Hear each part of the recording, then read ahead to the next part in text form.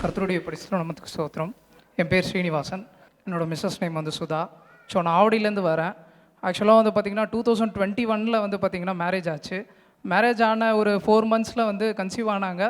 But எங்கள் 2 பேருக்குள்ள ஒரு மிஸ் அண்டர்ஸ்டாண்டிங்னால அந்த ஒரு 5 months பேபியை வந்து ஒரு ஜென்ஸ் பேபி. ஸோ அதை வந்து நாங்கள் இழந்துட்டோம். ஸோ இழந்தாலும் வந்து எங்களுக்குள்ளே வந்து மிஸ் அண்டர்ஸ்டாண்டிங்னால டிவோர்ஸ் வரைக்கும் போச்சு. ஸோ அந்த டிவோர்ஸ் எல்லாம் மறந்துட்டு ஸோ நாங்கள் 2 பேர் உறக்கமாக இருந்தோம். நாங்கள் 2 பேருமே வந்து சேரணும் அந்த ஒரு தீர்வில். ஏன்னா இணைச்சவர் வந்து ஆண்டவர் எங்களை. ஸோ அதனால் வந்துட்டு நாங்கள் வந்து அந்த ஒரு முடிவுலேருந்து ஜெபம் பண்ணோம். ஜெபம் பண்ணி 2 பேருமே நல்லா சேர்ந்து ஸோ ஐயா கிட்ட வந்து February month வந்து ப்ரேயர் பண்ணோம்.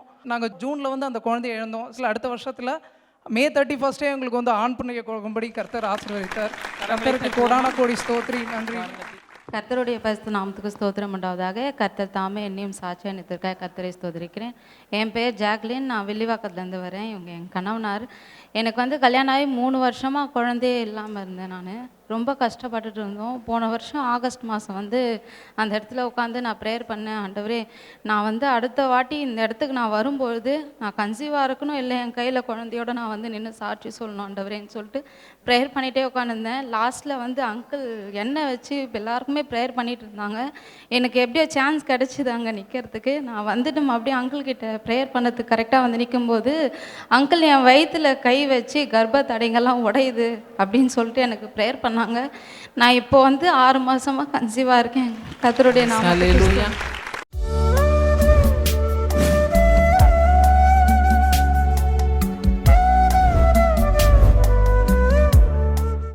கிறிஸ்துவுக்குள் மிகவும் பிரியமான எனதர்மை சகோதர சகோதரிகளே, நம்மை சிருஷ்டித்தவரும் நம்மை உண்டாக்கினவரும் நம்மை ஒருபோதும் மறந்து போகாதவருமாகிய இயேசு கிறிஸ்து இணையற்ற நாமத்தினாலே உங்கள் எல்லாரையும் வாழ்த்தி ஆசீர்வதிக்கிறேன். அல்லேலூயா. எல்லாரும் சந்தோஷமா இருக்கீங்களா? இந்த நாள் செய்தியின் தலைப்பு என்னன்னா, நல்ல தேவன் அருளும் நல்ல ஈவுகள். ஆமேன். வாசிக்கலாம். மத்தேயு எழுதின சுவிசேஷம் 7ஆம் அதிகாரம் 11வது வசனம் இப்படியாய் சொல்லுகிறது. ஆகையால் பொல்லாதவர்களாகிய நீங்கள் உங்கள் பிள்ளைகளுக்கு நல்ல ஈவுகளை கொடுக்க அறிந்திருக்கும் போது பரலோகத்தில் இருக்கிற உங்கள் பிதா தம்மிடத்தில் வேண்டிக் கொள்ளுகிறவர்களுக்கு நன்மையானவைகளை கொடுப்பது அதிக நிச்சயம் அல்லவா? அப்படின்னா கன்ஃபார்மான அர்த்தம். கன்ஃபார்மாக இன்னைக்கு என்ன நடக்கும்? உங்கள் பிள்ளைகளுக்கு நீங்கள் நல்லதை தான் செய்வீங்க. எந்த தாய் தகப்பனும் தன் பிள்ளைகளுக்கு கேடுபாடுகளையோ கெட்டதையோ கொடுக்கிறது அல்ல. வேதம் சொல்லுகிறது, மீன் கேட்டால் ஒரு தகப்பன் தன் பிள்ளைக்கு பாம்பை கொடுப்பானோ? அப்போ உலக பிரகாரமான நீங்கள் உங்கள் பிள்ளைகளுக்கு தி பெஸ்ட், ரொம்ப நல்லதை கொடுக்குறீங்க. உங்கள் பிள்ளைகளுக்கு இருக்கிறதுல பெஸ்ட் எஜுகேஷன் கொடுக்குறீங்க, இருக்கிறதுல பெஸ்டான வழக்கங்களை கற்றுக் கொடுக்குறீங்க, இருக்கிறதுல பெஸ்டான ஆடைகளை எடுத்து கொடுக்குறீங்க. பிள்ளைகளுக்கு ஒரு காலேஜ் சீட் எடுத்தாலும் நல்ல காலேஜை தான் தேடுவீங்க. பிள்ளைகளுக்கு ஒரு பள்ளிக்கூடத்தை செலக்ட் பண்ணால் நல்ல பள்ளிக்கூடத்தை செலக்ட் பண்ணுவீங்க. பிள்ளைகளுக்கு ஒரு கோர்ஸை செலக்ட் பண்ணிங்கன்னா, என் பிள்ளை இது படித்தா அவனுடைய எதிர்காலம் நல்லா இருக்கும் அப்படின்னு சொல்லி எல்லாவற்றிலும் தி பெஸ்ட் தேவனுடைய பிள்ளைகளாகிய நீங்கள் உங்கள் பிள்ளைகளுக்கு கொடுப்பது உண்மையானால், பரலோகத்தில் இருக்கிற பிதா உங்களுக்கு நல்ல ஈவுகளை, நன்மையான ஈவுகளை கொடுப்பது நிச்சயத்திலும் நிச்சயம். ஆமேன்.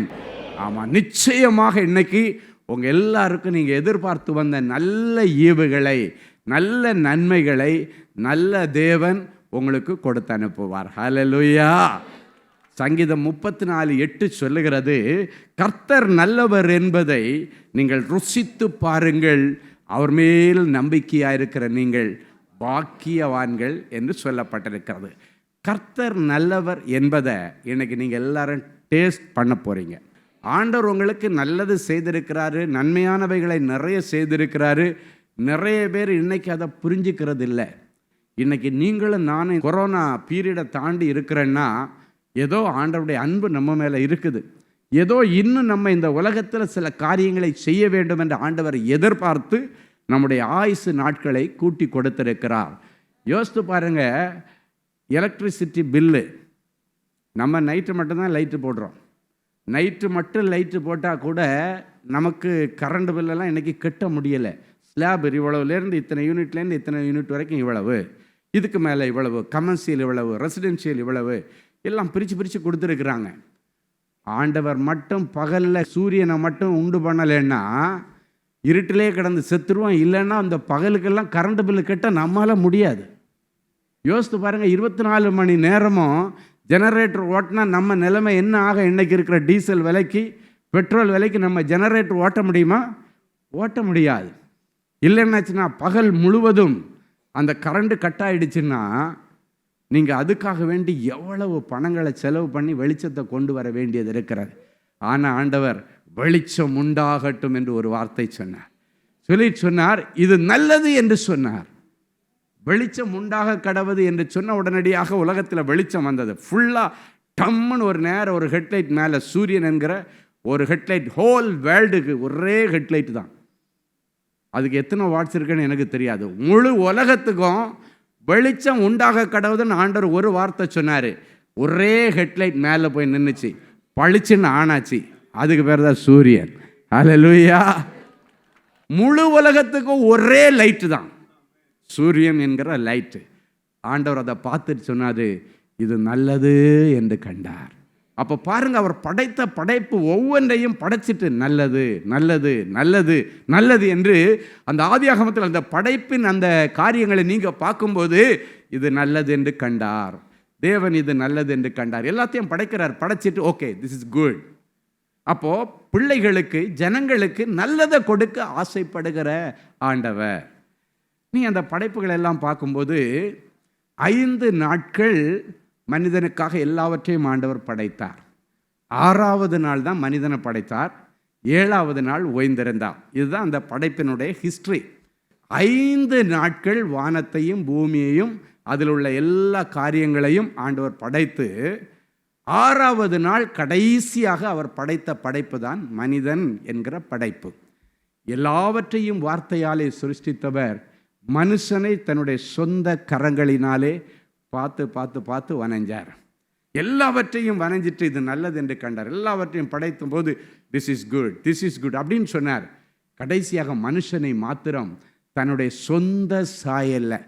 ஆண்டவர் எப்படி இருப்பாருன்னா நோ டவுட் நம்மளை மாதிரி தான் இருப்பார். ஏன்னா தன்னுடைய சொந்த சாயல்ல மனிதனை படைத்திருக்கிறார். ஹல்லேலூயா. எனவே அப்படிப்பட்ட ஒரு நல்ல தேவன் நம்மளை பார்த்து பார்த்து வரைஞ்சார். நான் இந்த படைப்புகளை பற்றி ஒரு நாள் அப்படியே தியானிச்சுட்டு இருக்கும்போது என் இருதயத்தில் ஒரு கேள்வி வந்துச்சு. ஆண்டவரே, நீங்கள் மனுஷனை உங்கள் சாயலில் படைச்சிங்க, ஓகே, அவனுக்கு நல்ல இம்பார்ட்டன்ஸ் கொடுத்துருக்கிறீங்க, எல்லாம் நல்லது. ஆனால் ஏன் அவனுக்கு ஃபஸ்ட் ப்ரிஃபரன்ஸ் படைப்பில் கொடுக்கலை? ஏன் முதல் நாள் அவனை உண்டாக்கலை? ஏன் கடைசி நாள் 6வது நாள் அவனை உண்டாக்குனீங்க? உங்கள் சாயலில் உண்டாக்கினீங்க, அதுக்காக நான் தேங்க் பண்ணிக்கிறேன். ஏன் அவனை முதல்ல உண்டாக்கலை? என் ஆண்டவருடைய பதில் எனக்கு ஆச்சரியத்தையும் அவர் மனுக்குலத்தின் மீது வைத்திருக்கிற அன்பையும் வெளிப்படுத்தினது. ஆண்டவர் சொன்ன பதில் என்ன தெரியுமா? என் பிள்ளைய உண்டு பண்ணக்கு முன்னால் முதல் 5 நாட்களும் அவனுக்கு வேண்டியவைகளை நான் உண்டு பண்ணினேன் என்று சொன்னார். ஹல்லேலூயா.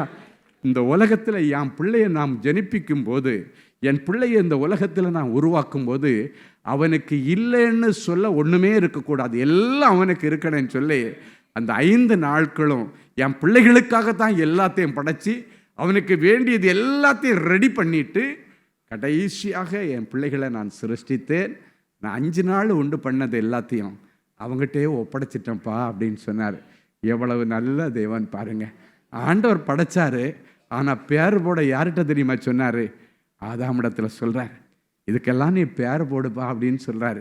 எவ்வளவு நல்ல தேவன், என் அன்பு தேவனுடைய பிள்ளை. அந்த நல்ல தேவன் இன்றைக்கு நல்லவர் என்பதை நீங்கள் நல்லா டேஸ்ட் பண்ண போகிறீங்க.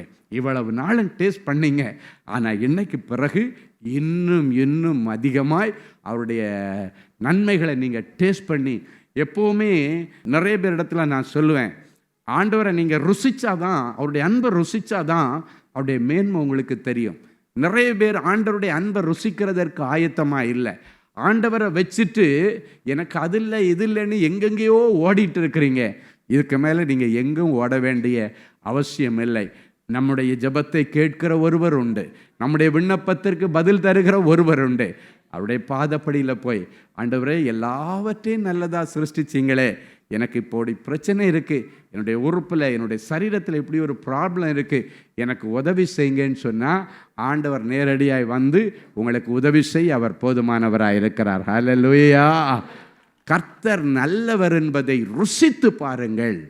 அவர் 2000 வருஷங்களுக்கு முன்பாக தன்னிடத்தில் வந்த எல்லாருக்கும் நல்லது செய்தார். நல்லது செய்கிற நல்ல தெய்வம் இயேசு. யாருக்காவது ஆண்டவர் கெடுதல் செய்தார்னு நீங்கள் வேதத்தில் எங்கேயாவது வாசிக்க முடியுமா? எங்கேயும் நீங்கள் வாசிக்க முடியாது. ஏன்னா அவர் நல்லவர், அவருக்கு நல்லது செய்ய தான் தெரியும், அவருக்கு கேடுபாடு செய்ய என் ஆண்டவருக்கு தெரியாது.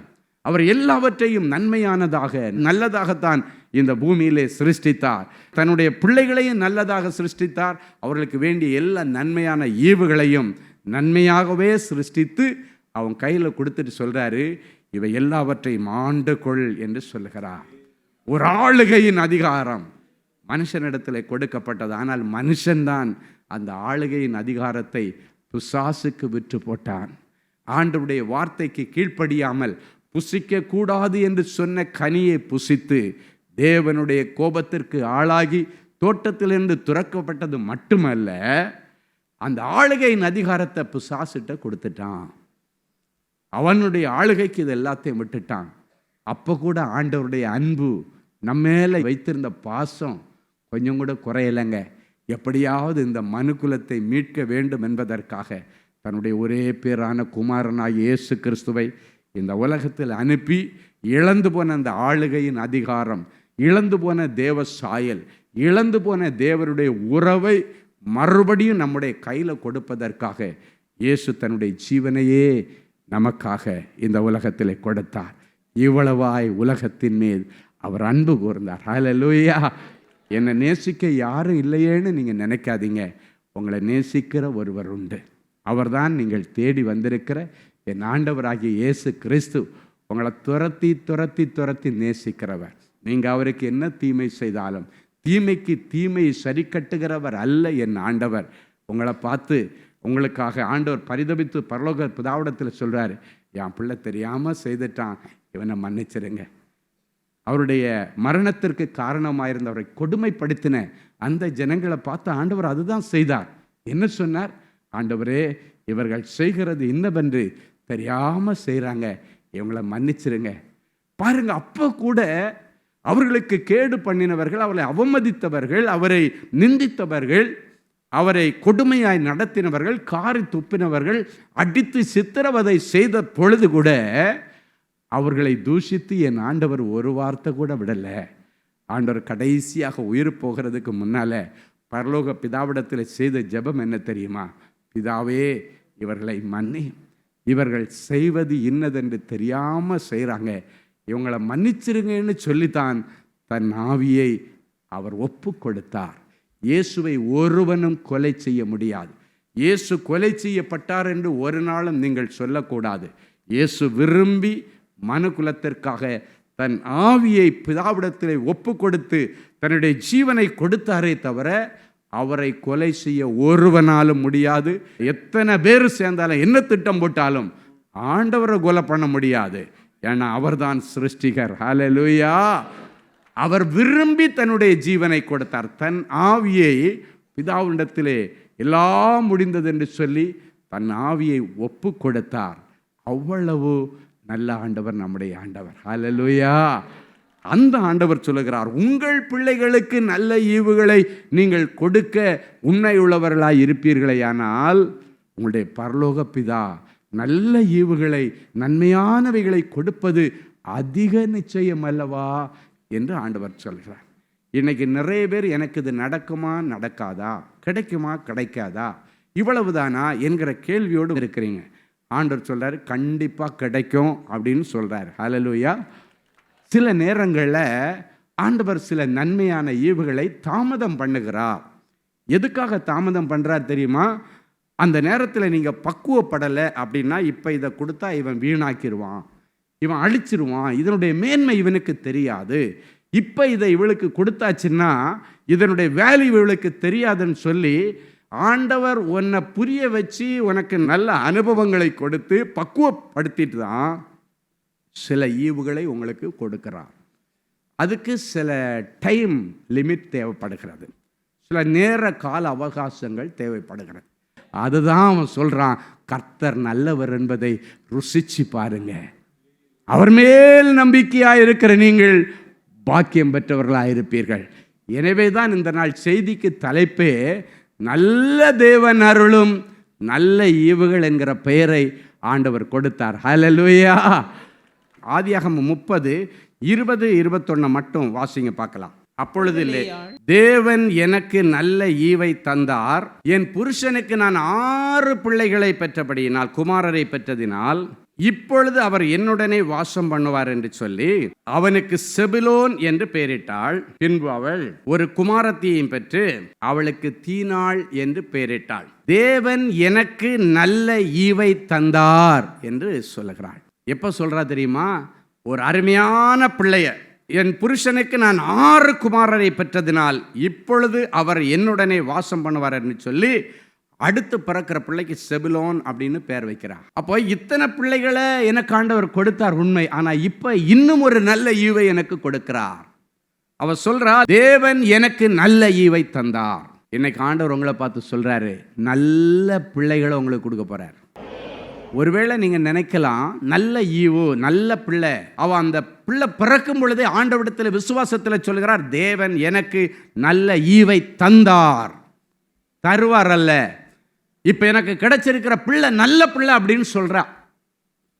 ஆனா யோசித்து பாருங்க, அந்த பிள்ளை வளர்ந்ததுக்கு பிறகுதான் அது நல்ல பிள்ளையா கெட்ட பிள்ளையானே தெரியும். இதுல ரகசியம் என்ன? எந்த பிள்ளையும் பிறக்கும் பொழுது நல்ல பிள்ளையாகத்தான் பிறக்கிறது. இதை முதல்ல நீங்க தெரிஞ்சுக்கணும். கெட்ட பிள்ளைகளை ஆண்டவர் சிருஷ்டிக்கிறவர் அல்ல. அந்த கெட்ட பிள்ளைகள் காலங்கள் நிறைவேறி வரும் பொழுது அவர்களை சுற்றி இருக்கிற பெற்றோர்கள், சுற்றி இருக்கிற நண்பர்கள், சுற்றி இருக்கிற சமுதாயம் அவனை நல்லவனாகவோ கெட்டவளாகவோ தள்ளிவிடுகிறது. அதுக்கு இந்த பிள்ளைகள் தங்களை விற்று போடுகிறார்கள். லேயாள் சொன்னது போல, தேவன் எனக்கு நல்ல ஈவை நல்ல பிள்ளையை தந்தார். அப்போ ஆண்டவர் உங்களுக்கு கொடுக்கிற பிள்ளைகளை எல்லாம் நல்ல பிள்ளைகளாக தான் கொடுக்கிறார். சில பெற்றோர்கள் சில நேரத்தில் வெக்ஸாகி சொல்லுவாங்க, இவனை ஏன் தான் பெத்தனோன்னு என்னுடைய இருதயம் ரொம்ப துக்கப்படுது, இப்படி ஒரு பிள்ளைய தராமல் இருந்திருந்தா கூட நல்லா இருந்திருக்குமே, தந்து நான் டெய்லி இரத்த கண்ணீர் வடிக்கிறேனே என்று நிறைய பேர் சொல்கிறீங்க. அந்த பிள்ளையுடைய கேடுபாடுகளுக்கு ஆண்டவர் பொறுப்பல்ல, பெற்றோர்கள் பொறுப்பு. பெற்றோர்களை பார்த்து ஆண்டவர் சொல்கிறாரு, முதிர் வயது வரைக்கும் அவன் கடைபிடிக்கணும்னா பிறம்ப கையாளாதவன் தன் பிள்ளையை பகைக்கிறான். அவனுக்கு நல்லதை சொல்லி கொடுத்து வளருங்க, அப்போ அவன் முதிர் வயது வரைக்கும் கடைபிடிப்பான் என்று சொல்லப்பட்டிருக்கிறது. பல்லு விளக்கலைன்னா பிள்ளைக்கு டெய்லி பல்லு விளக்க சொல்லி கொடுக்குறீங்க, பிள்ளைக்கு டெய்லி குளிக்கிறதுக்கு சொல்லி கொடுக்குறீங்க. எத்தனை பெற்றோர் பல்லு விளக்க சொல்லி கொடுக்குறவங்க வேதத்தை வாசிக்க சொல்லி கொடுக்குறாங்க? எத்தனை பெற்றோர்கள் வெளியே பிள்ளைகள் போகிறதுக்கு முன்னால் முழங்கால்களை தாழ்த்தி ஜெபம் பண்ணிட்டு போடான்னு எத்தனை பேர் சொல்லி கொடுக்குறாங்க? காலையில் எழுந்த உடன் படிப்புன்னு சொல்கிறான், அதுக்கு படி படி படின்னு 4 மணிக்கு எழும்பி உட்கார வைக்கிற பெற்றோர்கள் காலையில் எழுந்த உடனே ஜெபம்னு யார் சொல்லி கொடுக்குறீங்க? காலையில் எழுந்த உடனே அதிகாலையிலே ஆண்டவரை தேடுகிறவன் கண்டுபிடிப்பான் என்று சொல்லப்பட்டிருக்கு. ஆண்டவரை தேடுறான் முதல்ல அப்படின்னு எத்தனை பேர் சொல்கிறாங்க? எக்ஸாம் படி படி படிப்பு. எக்ஸாமுக்கு ஆண்டவராக மனசு வச்சாதான்யா அவன் மார்க் எடுக்க முடியும். அப்போ அந்த ஆண்டவரை தேடிட்டு நீ படின்னு சொல்கிற அளவுக்கு பெற்றோர்கள் இல்லை. இன்னைக்கு நிறைய பெற்றோர்கள் ஆண்டவருடைய சமூகத்தில் நல்ல ஈவுகளை கொடுக்கின்ற பேரில் தங்களுடைய அனுபவத்திலையும் தங்களுடைய பார்வைக்கும் நல்லது என்று கண்டு பின்காலத்தில் என்ன நடக்குன்னு தெரியாமல் தான் விரும்புகிறதை தன் பிள்ளைக்குள்ளே திணிக்க முயற்சிக்கிறான். நிறைய குடும்பங்களில் பிள்ளைகளை ஆசைப்பட்டு, அப்பா எனக்கு இது படிக்க ஆசையாக இருக்குது, இதுக்கு என்ன விடுங்க, அது வேல்யூவே இல்லைம்மா, அதெல்லாம் யார் படிப்பா, நான் உனக்கு நல்லதை தர்றேன்னு சொல்லிட்டு நல்லது என்கிற பெயரிலே பின்காலத்திலே இந்த பிள்ளைக்கு இது நல்லதாக இருக்கதா கெட்டதாக இருக்குமான்னு தெரியாமல் ஏதோ ஒன்றை பிள்ளைகளுக்கு திணிக்கிற ஜனங்கள் வாழ்கிற இந்த பூமியில் எத்தனை பேர் உங்கள் பிள்ளைக்காக, ஆண்டவரே என் பிள்ளை +2 வரைக்கும் முடிச்சிட்டாப்பா, என் பிள்ளைய நான் கல்லூரிக்கு அனுப்பணும், நான் என்ன படிக்க வைக்கணும்னு நீங்கள் விரும்புகிறீங்க? இல்லைன்னா 10th படிச்சுட்டா 11th நான் என்ன குரூப் எடுத்தால் இவளுடைய எதிர்காலம் நல்லா இருக்கும், எனக்கு நீங்கள் சொல்லுங்கன்னு பெற்றவர்களும் ஜெபிக்கிறது கிடையாது, பிள்ளைகளும் சில இடங்களிலே அதை குறித்து யோசிக்கிறது கிடையாது. அதனால தான் கெட்டது நடக்கிறது. அப்போ ஒரு காலகட்டம் வரும் பொழுது நல்ல தேவனை விட்டுட்டு எனக்கு தெரியும் எனக்கு தெரியும் எனக்கு தெரியும்னு நீங்கள் தீமையானதை நோக்கி ஓடிக்கொண்டிருக்கிறீர்கள். எனக்கு எல்லாம் தெரியும். சில பிள்ளைங்கள்ட்ட அப்பா அம்மா ஏதாவது சொன்னால் ஐ நோ. இந்த ஐ என்கிற வார்த்தை ஆண்டவருக்கு பிடிக்காத வார்த்தை. நான் என்கிற ஆணவம். அன்னைக்கு இப்படி தான் ஒரு பெரிய ராஜா நெபுகாத்நேச்சார் என்று அவனுக்கு பெயர். அவன் சொல்கிறான், என் நாம பிரஸ்தாபத்திற்கென்று நான் கட்டின மகா பெரிய பாபிலோன் என்று சொன்னான். எப்படா நீ கட்ட முடியும்? நீ கட்டுறதுக்கு உனக்கு பணம் எங்கே இருந்தடா வந்துச்சு? யார் கட்டுறதுக்கு ஆலோசனை கொடுத்தா? யார் கட்டுறதுக்கு தேவையான தேவைகளை சந்திச்சா? நான் கட்டின மகாபரிய பாபிலோன். அடுத்த நிமிஷத்தில் ஆண்டவர் அவனுடைய ராஜ்யபாரத்தை பிடுங்கி புல்லு மேய்ஞ்சானான், மிருகமாயிட்டான். நான் என்கிற ஆணவம் தள்ளப்பட்ட அந்த பிசாசுகள் என்கிற கூட்டம் எப்படி வந்தது? ஆண்டவர் சொல்றதை எல்லாம் கேட்டுட்டு இருந்த ஒரு நல்ல தேவ சேனை, தேவதூதர்கள், அவர்களுக்கு திடீர்னு பெருமை வந்துருச்சு. அதில் ஒரு கூட்ட தேவதூதர்கள் சொல்றார்கள் லூசிஃபருடைய தலைமையிலே, நான் வானத்துக்கு ஏறுவேன், நான் பூமிக்கு இறங்குவேன். முடிஞ்சிருச்சு கதை, அவ்வளோதான். நான் சொன்னேன்னாலே உன்னுடைய ஃப்யூச்சர் முடிஞ்சு போச்சுன்னு அர்த்தம். இன்னைக்கு இதை தெளிவாக அவங்க இதயத்தில் எழுதிருங்க.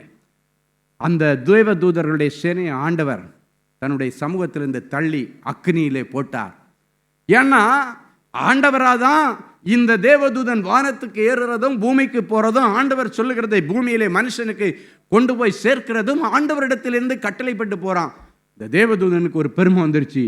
நான் நினச்சா வானத்துக்கு போகிறேன், நான் நினச்சா பூமிக்கு இறங்குறேன்.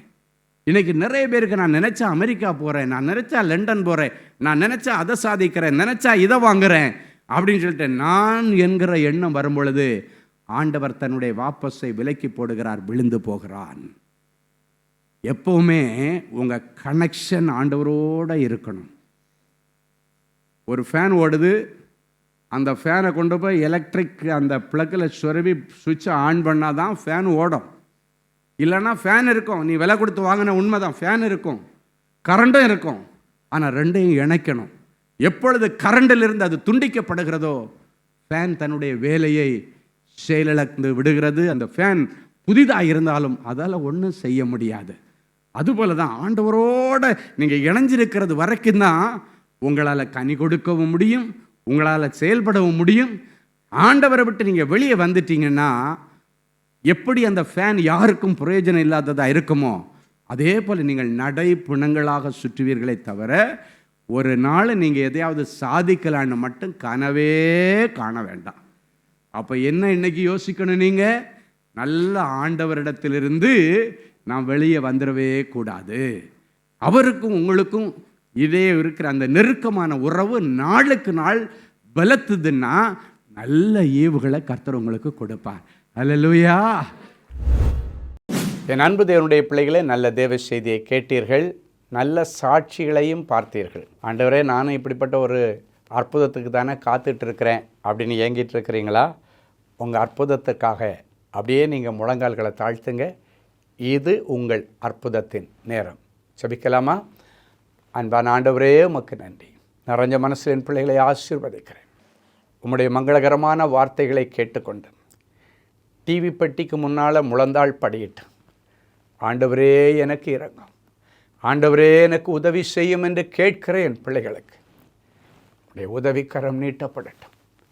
இன்றைக்கு என் பிள்ளைகள் இந்த செய்தியில் என்னென்ன வார்த்தைகள் எல்லாம் கேட்டாங்களோ அந்த வார்த்தைகள் எல்லாம் இவர்கள் வாழ்க்கையிலே ஆம் என்றும் ஆமேன் என்றும் நிறைவேறட்டும். எல்லா தடைகளை உடைச்சி போடுங்க ஆண்டவரே.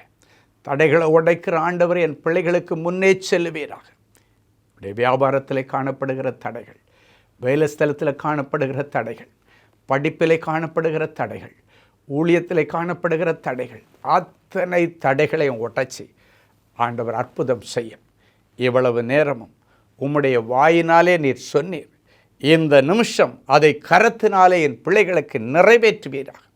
இவர்கள் கேட்ட அத்தனை மங்கள வார்த்தைகளின் படியே என் பிள்ளைகளுக்கு ஆக கடவது நிறைவேறுவதாக நாங்கள் வாழ்த்தி மனதார நாங்கள் ஆசீர்வதிக்கிறோம். எனக்கு இறங்கும் தேவனேன்னு கதறுகிற பிள்ளைகளுக்கு நீர் இரக்கத்தில் ஐஸ்வர்யமுள்ள தேவன் அல்லவா?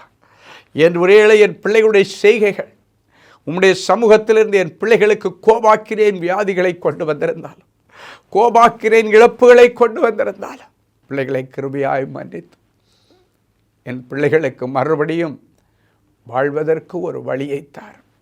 மறுபடியும் என் பிள்ளைகளை இழந்து போனவற்றை பெற்றுக்கொள்ளட்டும். ஆண்டவருடைய சரீரத்தில் இருக்கிற கொள்ளை நோய் இயேசுவின் நாமத்தினாலே மறைந்து போகட்டும். தெய்வீக தொடுதலை தார். டிவி பெட்டிக்கு முன்னால் முழந்தாள் படியிட்டு கிடக்கிற என் பிள்ளைகள் உடைய இருதயத்தின் அங்கலாய்ப்புகள் உமக்கு தெரியுமாண்ட. சில காரியங்களை யாரிடத்தில் சொல்லி அழ முடியாமல் என் பிள்ளைங்க கதறிட்டு இருக்கிறாங்க. அவற்றை உங்கள் பாதத்தில் வைத்து நாங்கள் செபிக்கிறோம். இரக்கத்தில் ஐஸ்வர்யமுள்ள தேவனே, என் பிள்ளைகளுக்கு இறங்கி அற்புதங்களை செய்யும். ஒவ்வொருவரையும் தொட்டு குணமாக்கும். கற்பத்தின் வியாதிகள் மாறட்டும் சுவாமி. கற்பத்தில் இருக்கிற கட்டுகளும் கட்டிகளும் மறைந்து போகட்டும். ஒரு சந்ததிக்காய் இயங்கிக் கொண்டிருக்கிற என் பிள்ளைகளுக்கு இன்றைக்கே ஒரு அற்புதம் நடக்கட்டும். இன்றைக்கே பரலோகத்தின் திரவியம் அவருடைய கற்பத்தை நிரப்பட்ட சுவாமி. யாராவது என்னை கை தூக்கி விடமாட்டாங்களான்னு கதறிக்கொண்டிருக்கிற பிள்ளைகளுக்கு ஆண்டவரே இறங்கி நின்று என் பிள்ளைகளை கை தூக்கி அவர்களை ராஜாக்களோடும் பிரபுக்களோடும் உட்கார வைத்து அளவை பார்ப்பீராக. நியாயமான விருப்பங்கள் வாஞ்சைகள் எல்லாம் நிறைவேறட்டும். நிறைஞ்ச மனசில் பிள்ளைகளை ஆசீர்வதிக்கிறேன் இயேசுவின் மூலம் பிதாவே. ஆமேன், ஆமேன்.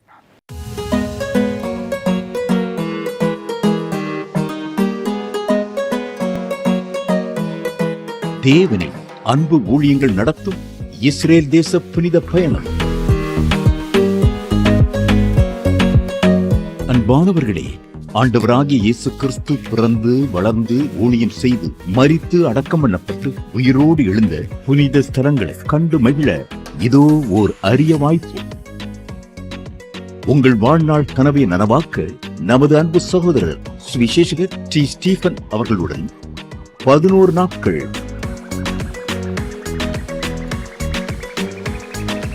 எகிப்து,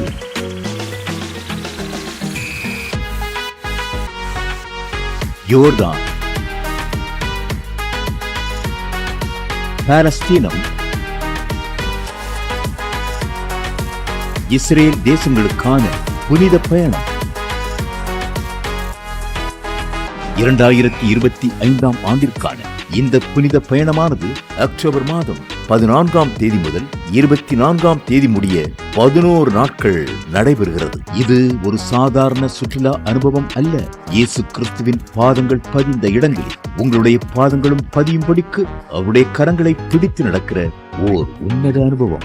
மேலும் விவரங்களுக்கு தொடர்பு கொள்ள செல்போன் எண்கள் 7291947999 மற்றும் 9841437999. Email exodusholytours@gmail.com.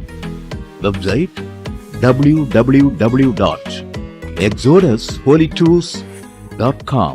Genesis Creations Media Academy-யில் 3 மாதங்களில் தொழிற்கல்வி சான்றிதழோடு video editing, videography, photography, drone piloting, studio recording, Photoshop, live streaming, live video mixing and live sound mixing ஆகிய தொழிற்கல்விகள் பயிற்றுவிக்கப்படுகிறது. புது தொழில் நுணுக்கங்களுடன் குறைவான கட்டணத்தில் நிறைவான தொழிற்கல்வி பெற்றுக்கொள்ள உங்கள் எதிர்கால கனவை நினைவாக்க எங்களது ஜெனசிஸ் கிரியேஷன்ஸை இன்றே தொடர்பு கொள்ளுங்கள். மேலும் விவரங்களுக்கு 7824850999 என்ற எண்ணை தொடர்பு கொள்ளுங்கள்.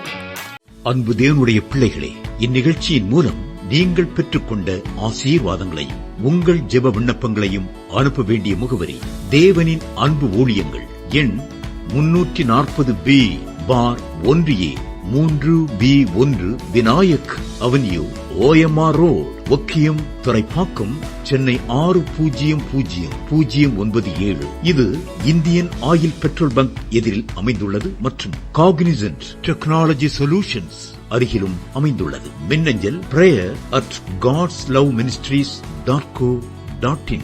எங்களது இணையதளம் www.godsloveministries.co.in. மேலும் 24 மணி நேர ஜெப உதவிக்கு 044 24547999 மற்றும் 9941150999 என்ற எண்களுக்கு தொடர்பு கொள்ளுங்கள். கர்த்தர் தாமே உங்களை ஆசீர்வதிப்பாராக.